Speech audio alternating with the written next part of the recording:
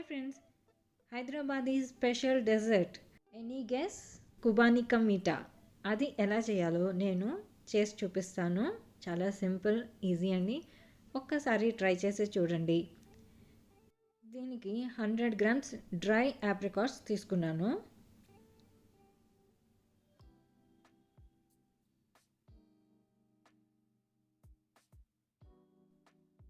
ఇందులోకి నీళ్లు పోసేసి 5 గంటలకి నానబెట్టాను. బాగా నానిన తర్వాత ఈ ఆప్రికాట్స్ అన్నీ కూడా ఒలిచేసి అందులో ఉన్న గింజల్ని పక్కన పెడుతున్నాను.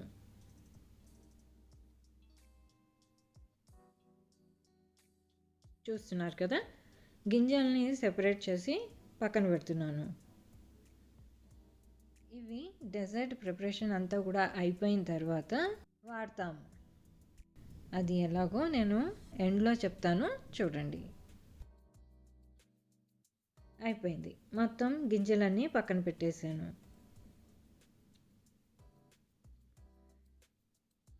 ఈ గింజలు జస్ట్ బాదం పప్పులా ఉంటాయండి. ఇంకోండి జస్ట్ ఇలాగా బ్రేక్ చేస్తే ఆ పైన ఉన్న షెల్ని పక్కన పెట్టేస్తే లోపల ఉన్న గింజని తీసి చూస్తే అచ్చు బాదం పప్పులా ఉంటాయి.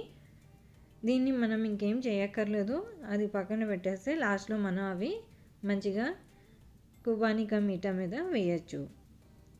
ఫ్రెష్ అయినా కూడా పర్వాలేదు. ఇప్పుడు కడాయి తీసుకొని నేను 2 గ్లాసుల నీళ్లు పోసేసి ఆప్రికాట్స్ అన్నీ కూడా వేసేస్తున్నాను. ఇది కంప్లీట్గా సాఫ్ట్ అయిపోవాలి. ఆల్మోస్ట్ ఒక 10 లేదా 15 నిమిషాల్లో అయిపోతుంది. ఆ తర్వాత లైట్గా మ్యాష్ చేశాను. దీనికి 100 గ్రామ్స్ షుగర్ వేసేసి మళ్ళీ కొంచెం ఉడికించడానికి పెట్టాను. పంచదార అంతా కూడా బాగా కలిసిపోవాలండి. ఇదిగోండి, బాగా బబుల్స్ వస్తున్నాయి, బాగా చిక్కగా అయిపోయింది.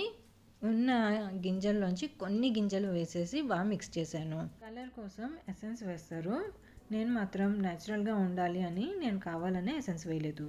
అంతే, కుబానికా మీఠా రెడీ అయిపోయింది.